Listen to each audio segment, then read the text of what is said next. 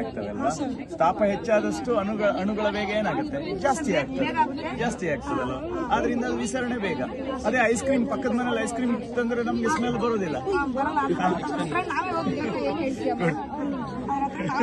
ನಾವೇ ಹೋಗ್ಬೇಕು ನೋಡಿ.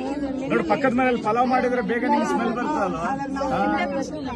ನಮಗೆ ಬಿರಿಯಾನಿ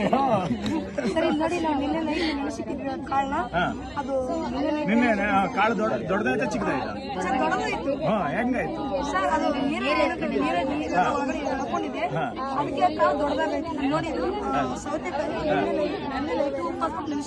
ಸರಿ, ಅದೆಲ್ಲ ನೀರು ಹೊರಗಡೆ ಚೆಲ್ಲಿ ವೆರಿ ಗುಡ್.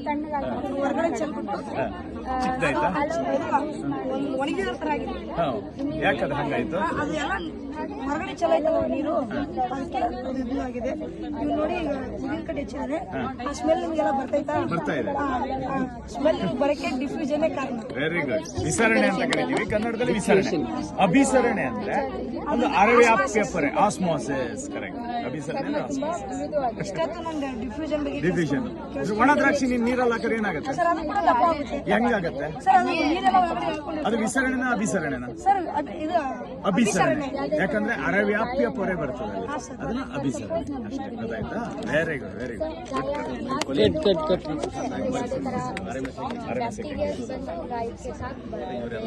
ಬಯಾಲಜಿ, ಕೆಮಿಸ್ಟ್ರಿ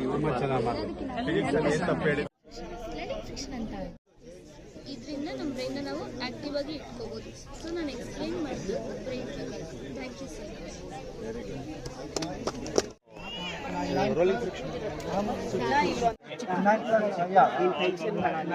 ಬಿಡೋ, ಏನಾಗಲ್ಲ. ಪ್ಲಾಸ್ಟಿಕ್ ಬಾಲ್ ಎಲ್ಲ ಸಿಗುತ್ತೆ. ಇದನ್ನ ಹಿಡ್ಕೋ ಸುಮ್ಮನೆ.